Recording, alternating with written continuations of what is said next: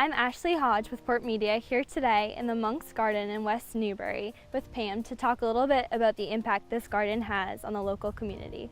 So Pam, tell us a little bit about your involvement with this Monk's Garden. So basically, Nourishing the North Shore started here about a year ago. This is our main production garden.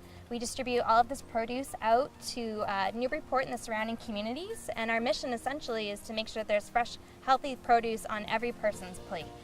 We think it is crucial as a public health measure to make sure that nutrition is number one in terms of preventing chronic disease. So we're starting at square one. We're having a wonderful time. As you can see, we're kind of in full bloom here in the middle of July, and we've got a lot of great produce to come and a lot that's already gone out.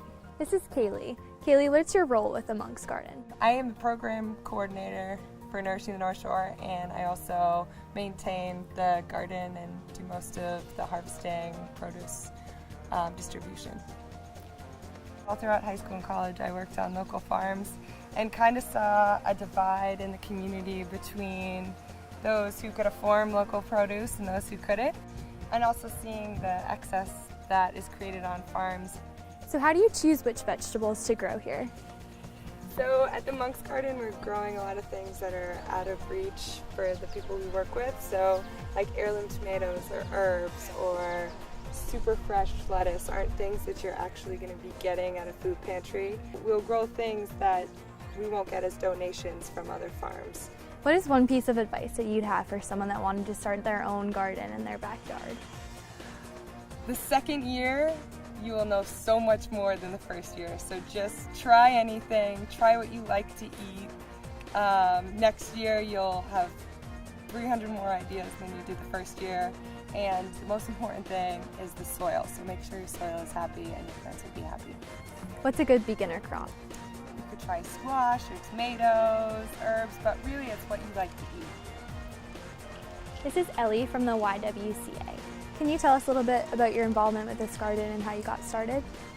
For about 7 years, the YWCA has been distributing local produce to folks who cannot access it easily. We've mainly gotten that food from backyard gardeners who donate their food. About a year ago, when Nourishing the North Shore was founded by myself, Pam, and Nancy Earls, also from the city, we started deciding that we wanted to expand the amount of produce we had, so we began growing it. Hugest benefits has really been the community building that's come around this. Neighbors are coming out and talking, and it's really kind of a nice, wonderful added benefit to this program. Well, thank you so much for having us. If people want to get involved, how can they go about doing that? So check us out online at nourishingthenorthshore.org. We have a volunteers page, and we would absolutely love to hear from you and get you out in the garden and hanging out in the dirt with us.